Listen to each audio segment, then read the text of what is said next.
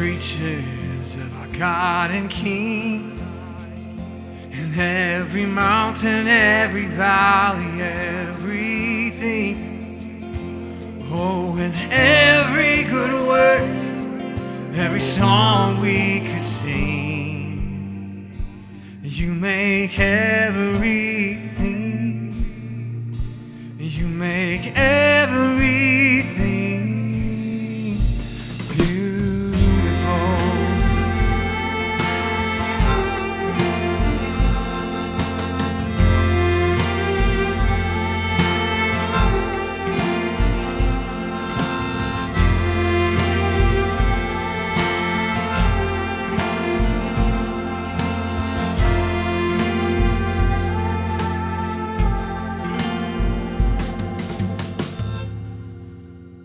Good morning, NorthPoint. You probably didn't expect to see me this way, and to be honest, I didn't expect it either.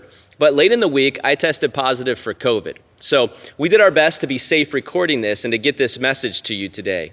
I do have to say, it feels a little bit like a throwback to 2020 when we were doing this all the time. So a big thanks to CJ, Karsten, and Joe for making this happen. You know, other than getting COVID, this has been a fun series to do. And we can have fun as followers of Jesus, right? Not only to think about the arts and beauty, but also to experience it. To experience it through the artwork that we have out in the foyer and around the church, through the art classes on Wednesday night and the special elements in our services. The encouragement has been to grow in our understanding and to engage with it. So I hope you're doing that, having good conversations about this along with some personal exploration. Now, you may not become a famous painter or win American Idol, but you can enjoy and create beauty. You have a contribution somehow. Today, we want to explore this question. Is beauty worth it? Is beauty worth it? Or are we making a big deal about nothing? Is the pursuit of beauty, creating it, exploring art, doing a 2-month series on it, worth it? Now, I hope that you would say yes, and especially in light of the fact that we're doing this series, but I want to push that a little deeper. Is the cultivation of beauty something we should spend significant time, energy, and resources on? Or is it only worthwhile if we can squeeze it in, like if it doesn't distract from more important things?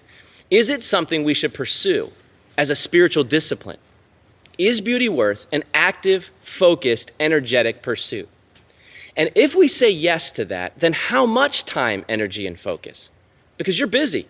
We all here, we have jobs, we have families, we have friends, bills, travel, sports, lawns, homes to clean, laundry to do. You got to sleep, you got to eat. And just to eat means planning and preparing and cleaning up. Then on top of that, sometimes crises come into our lives. And we still have to do all those normal life things on top of the storm that just hit us. So is there even room for the pursuit of beauty in our lives? In the flow of normal life, do you really have time to watch a sunset? To look at the stars? To sit around a fire pit? To read something you want to write, to take an art class, to paint, to buy flowers, to decorate your house? Isn't that kind of wasteful? Isn't it more like a luxury, not a necessity? Now, it's not that we think those things are bad. We just know there are more important things to do, right? We can't be spending time, money, and energy on beauty when the dishes need done and my inbox is full. Nobody's going to reward me for looking at the stars, and in fact, I might get scolded for it. But maybe we've missed something. Maybe in our busy lives, we've been so programmed to what is practical, efficient, and frugal, we've forgotten the importance of beauty.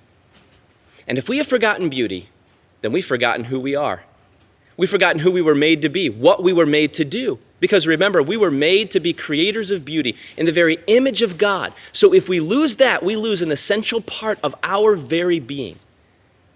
Now, all of this means we need some help from Jesus to explore our question. Is beauty worth it? So let's do that today from Mark chapter 14. If you've got a Bible, go ahead and turn there or do that on your device. If you're here with us in the service this morning, page 826 in the Bibles in front of you. Now, what we find in Mark chapter 14 is an instance from Jesus' life that helps us wrestle with this. And I say wrestle on purpose because it's going to take some discernment for us to apply this. There are some things in the Bible that are very clear. Like when you read don't murder, we all know what it means to not murder somebody. We would know if we were doing that. So that's a clear thing from the scriptures. But there's other things in the scriptures that are maybe not quite as clear, like to redeem the time or to make the most use of our time. That's something we get from Scripture that we need some discernment in order to apply. What is the best use of our time in our daily lives? Discernment. That's what we're going to need today. Because what this story is going to do is push back on our default setting of always doing what is practical, efficient, and frugal. It's going to cause us to consider another way. That is, pursuing things that are beautiful. And things that, since they are beautiful, they're not always practical, efficient, or frugal. So let's wrestle a bit over this. Now, here's what's happening in Mark chapter 14. We're about a week away from Jesus' arrest and crucifixion, and nobody seems to get that except Jesus. So as our scene opens up, there is an ominous tone to it because of what's about to happen. So check it out in Mark chapter 14, starting in verse 1. Mark 14, verse 1. Now the Passover and the festival of unleavened bread were only 2 days away. Now the Passover and this festival of unleavened bread were two major Jewish celebrations that were parallel to each other. So this is taking place, and the chief priests and the teachers of the law were scheming to arrest Jesus secretly and kill him. Now we see this throughout Jesus' life, but especially towards the end. The Jewish leaders, the religious leaders, were really against Jesus, seeking to murder him and get rid of him. Verse 2, but not during the festival, they said, or the people may riot. Jesus still had a lot of popularity among the common, ordinary people, even though the leaders wanted to get rid of him. Verse 3, while he was in Bethany, Bethany is about 2 miles outside of Jerusalem, and it was Jesus' base of operations when he ministered in Jerusalem. In Bethany, he was reclining at the table in the home of Simon the leper. There, a woman came with an alabaster jar of very expensive perfume made of pure nard. Now, this is kind of interesting because there are some words that in the Greek, when you translate them into English, they sound a little bit weird to us. This is one of those words. So when you read the word nard, we might readily think of lard. And lard doesn't sound like it's a very attractive substance to us, right? I mean, maybe making tortilla shells is really good for lard, but maybe not for having an oil or an ointment or a perfume, right? But that's not what this is. This nard is actually spikenard, and it's a plant that was like a red rosy color, and it had a very sweet scent to it. It's a perfume. So she takes this jar, she broke the jar, and poured the perfume on Jesus' head. Verse 4, some of those present were saying indignantly to one another, why this waste of perfume? It could have been sold for more than a year's wages and the money given to the poor. And they rebuked her harshly. Leave her alone, said Jesus. Why are you bothering her? She has done a beautiful thing to me. The poor you will always have with you, and you can help them anytime you want, but you will not always have me. She did what she could. She poured perfume on my body beforehand to prepare for my burial. Truly I tell you, wherever the gospel is preached throughout the world, what she has done will also be told in memory of her. Wow. Now, what does that do to our is beauty worth it question? You know, you hear this story and you might think to yourself, well, this woman seems genuine in her devotion to Jesus. She's maybe a little bit misguided by what she did. After all, this was a very expensive thing to do. But then Jesus affirms her and rebukes the disciples, then almost seems indifferent to poor people. And in fact, what she did was so meaningful, he wants her to be mentioned when the gospel is preached for all time throughout the entire world. What do you do with that? Maybe the pursuit and the act of beauty is more important than we've thought. Now, to get at the heart of this story, it's helpful to consider 3 key words here. And the first word we have to consider is this word, excessive. Excessive. The woman pours out an entire bottle of perfume on Jesus at a dinner party. Now, you might be like, okay, that's kind of weird, but maybe this was a common thing back then in the first century. I mean, we have other things in the New Testament scripture that we don't do today, like it says in the early church they would greet each other with a holy kiss. You know, we're not going around on Sunday morning encouraging people to kiss one another here at the church, right? So maybe that was a first century thing, and maybe this thing she's doing is a first century thing, they're used to it. But no, this actually was way not normal what this woman did. It was excessive. This woman interrupted their dinner party. John includes this story in his gospel, and he tells us that this is actually Mary of Mary, Martha, and Lazarus, Jesus' very close friends in Bethany. And he says that she let her hair down and she wiped Jesus' feet with her hair. Women didn't do this in the culture of that time. They weren't at a table with men. They didn't unbind their hair in public. It was inappropriate. It was awkward. It was unacceptable. It was excessive.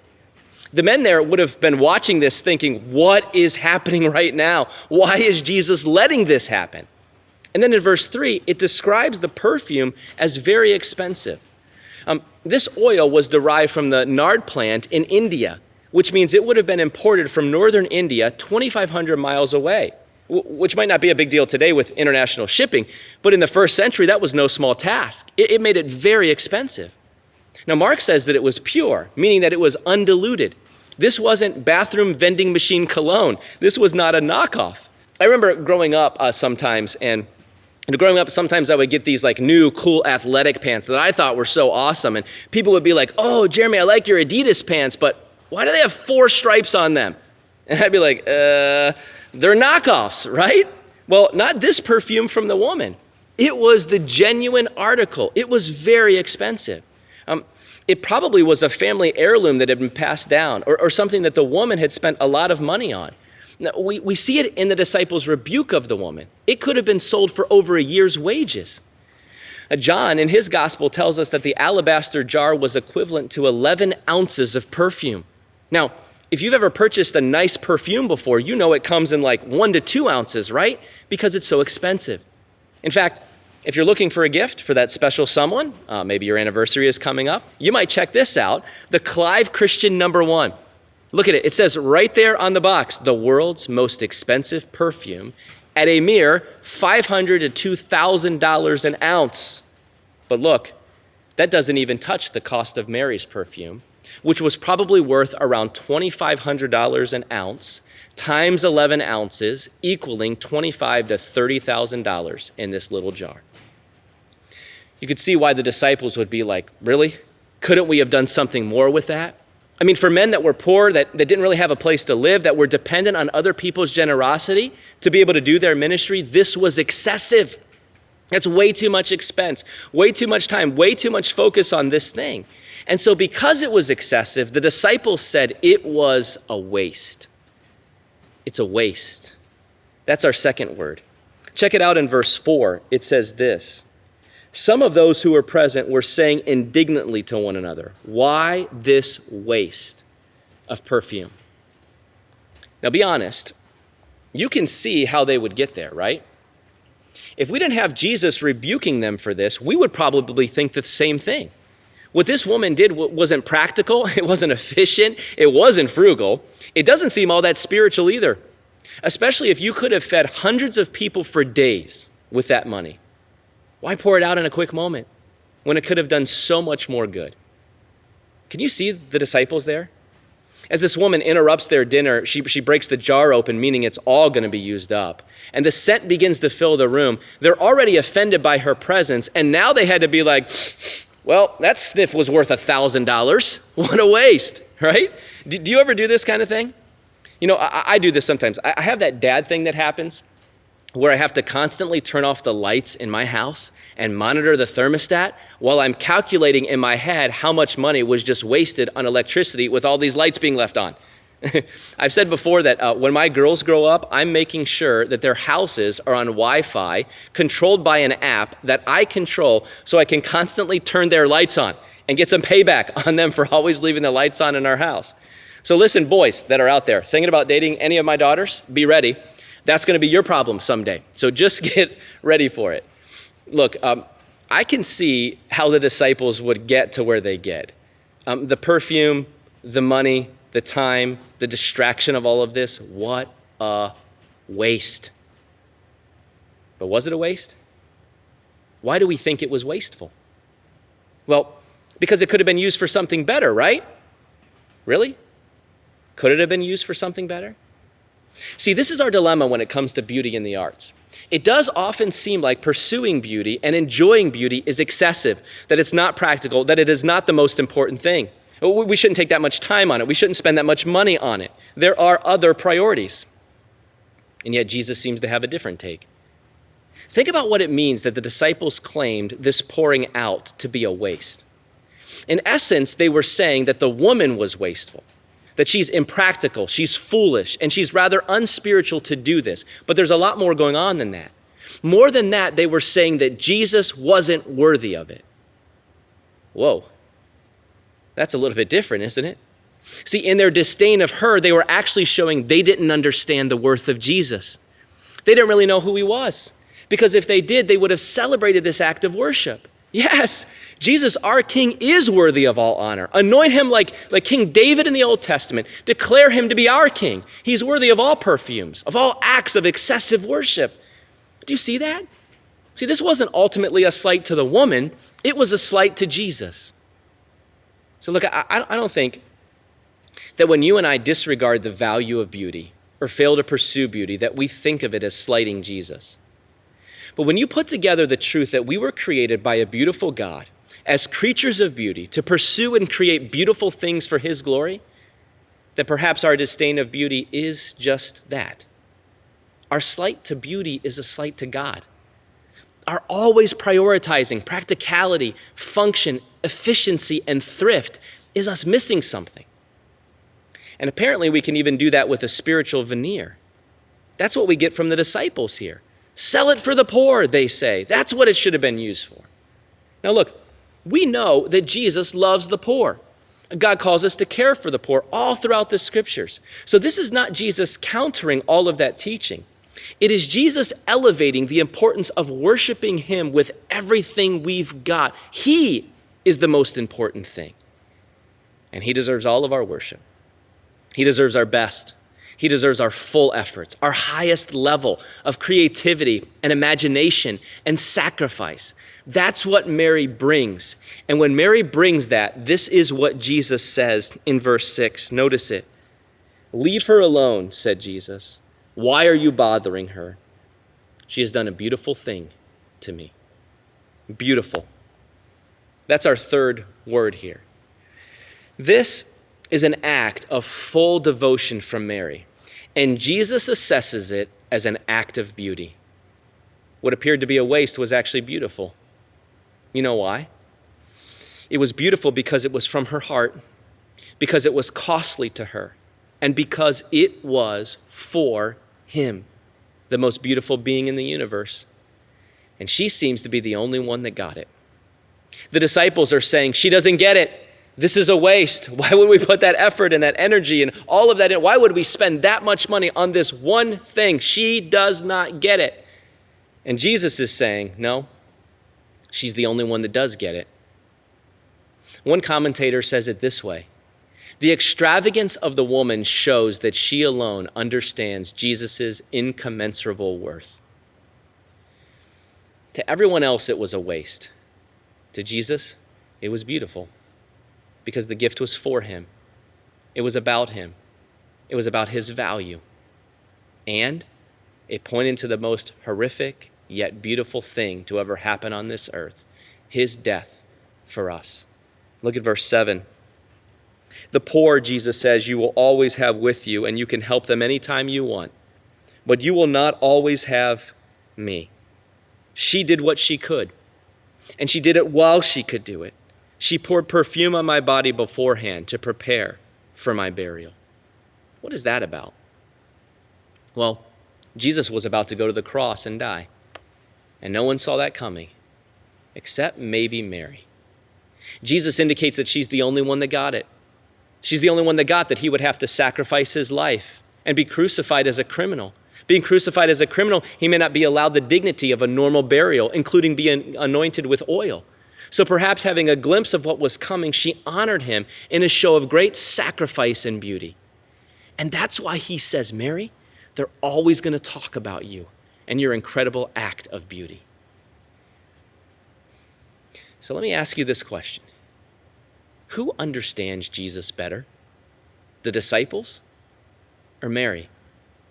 The ones who valued practicality, efficiency, frugality, and even conventional spirituality, or the one who pursued excessive beauty? The answer is pretty clear, right? I mean, Mary is being commended here while the disciples are being rebuked. So back to our initial question. Is beauty worth it? I can't tell you how much time, money, and effort you should spend on beauty. That's where discernment comes in.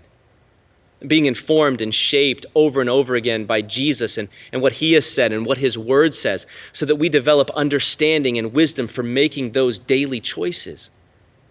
It seems one of the things that he is saying to us today is, don't make every decision based on what's practical, efficient, and cheap.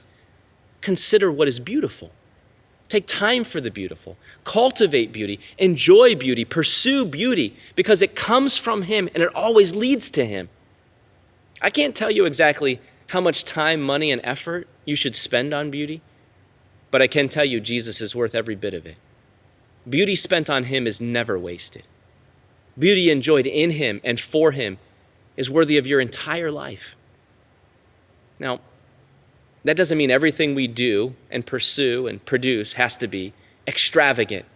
If you ask me to sing to Jesus today, you just have to, after I got done singing, say, well, bless his heart. Because the singing wouldn't be amazing, but hopefully the heart would be there. And then again, that's what Jesus wants after all, right? He wants your heart. He wants all of your heart for him. To the one who gave his life for us, why wouldn't we bring him our hearts? And with our hearts, our best, our most beautiful. NorthPoint, let's pursue beauty. Let's create beauty. And let's pour ourselves out for Jesus.